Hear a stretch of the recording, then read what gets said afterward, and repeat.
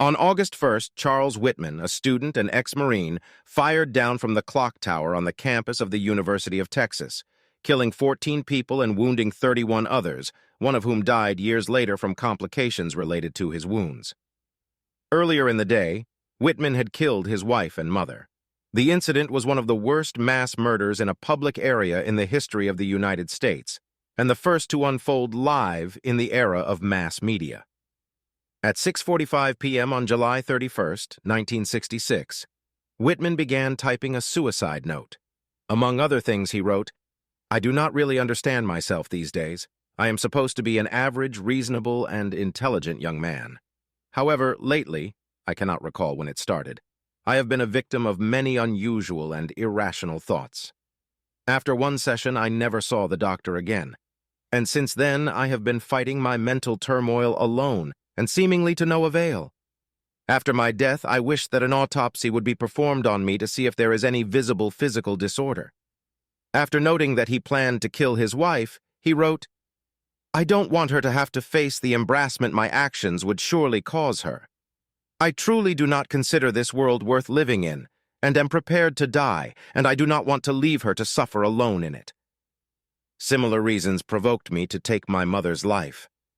Sometime after midnight, Whitman went to his mother's apartment, where he took her life. Returning home, he killed his wife at about 3 a.m. on August 1st, stabbing her as she slept. Again, he paused to document his actions, though he wrote nothing about the events to come. Later that morning, after expanding the small arsenal he had assembled by purchasing more guns and ammunition, Whitman loaded his weapons, including an M1 carbine, a hunting rifle, a sawed-off shotgun, several pistols, a machete, and knives, along with a bevy of other supplies, food, bottled water, Dexedrine, Excedrin, deodorant, and a transistor radio among them, into a footlocker. Having dressed in coveralls to look like a workman, he took the footlocker to the landmark 307-foot, 94-meter, tall University of Texas clock tower building, arriving at about 11:30 a.m. Within some 15 minutes, Whitman had made his way to the reception room of the observation deck, effectively the 28th floor, fatally bludgeoned the receptionist, and shot and killed 2 people and wounded 2 others who were climbing the steps from the 27th floor. Having barricaded the door to the reception area, Whitman went out on the observation deck some 230 feet, 70 meters, above the ground. After spreading guns throughout the deck, about 10 minutes before noon, he fired his first shot at the mall below, piercing the abdomen of a pregnant student and instantly killing her unborn baby. The next shot killed her boyfriend, as Whitman began raining bullets on an area the size of 5 city blocks, after killing or wounding a number of others on the mall. Whitman trained his fire toward the businesses of distant Guadalupe Street, wounding or killing others as they innocently passed by or sought cover in fear.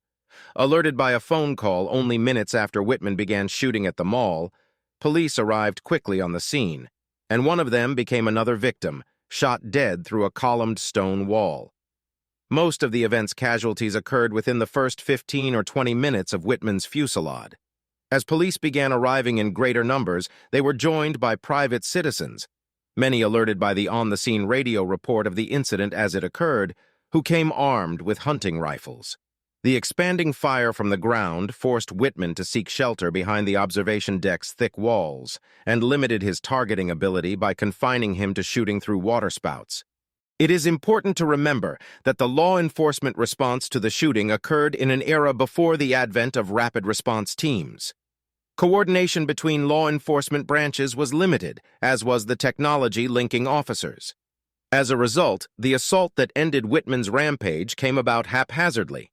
Using stairs and the elevator, 3 police officers and an armed citizen, the university bookstore manager, acting largely independently, found themselves together on the 27th floor. Without a plan or any real coordination, all 4 men took to the observation deck in a successful attempt to surround Whitman, enabling policemen Ramiro Martinez and Houston McCoy to shoot and kill Whitman. After more than 90 terrifying minutes, Whitman's murder spree had been brought to an end.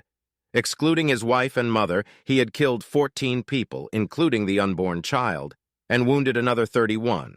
one of whom would die some 30 years later after deciding to end the daily dialysis treatments necessitated by his wounds. The shooting had significant impact on police procedures nationally. Before the shooting, the Austin Police Department, like other departments throughout the United States, had no contingency plan for dealing with such an incident. The notion of an active shooter did not yet exist. In the wake of the Texas Tower shooting, special weapons and tactics, SWAT teams, began to be created across the country, and they would come into play with the rise of mass shootings over the subsequent decades. On-the-scene media coverage of these events would also become standard and, according to some observers, would contribute, along with availability of guns, to the proliferation of mass killings in subsequent decades as, according to this argument, copycats sought the limelight. Tellingly, it is believed that Whitman listened to the account of the shooting as it unfolded on the transistor radio he had with him in the tower. The story of the media's coverage that day is a complex one. Neil Speltzy, the news director and anchor for KTBC, a combined radio and television station in Austin, was on the scene early. The station was only blocks from the tower. He described the events over the radio as they happened while crouching behind KTBC's news vehicle, Red Rover, warning radio listeners not to go near the tower because there is a sniper in the tower shooting at will. This was an era when live remote telecasts were almost unimaginable. But the studio of the University of Texas campus television station was adjacent to the tower, and one of its hulking cameras was moved to the studio's edge and trained upwards on the tower to provide a static but live image. When KTBC became aware of the university station's live telecast of that image, it picked it up and sent it out over its own airwaves with Speltzy's radio description overlaid.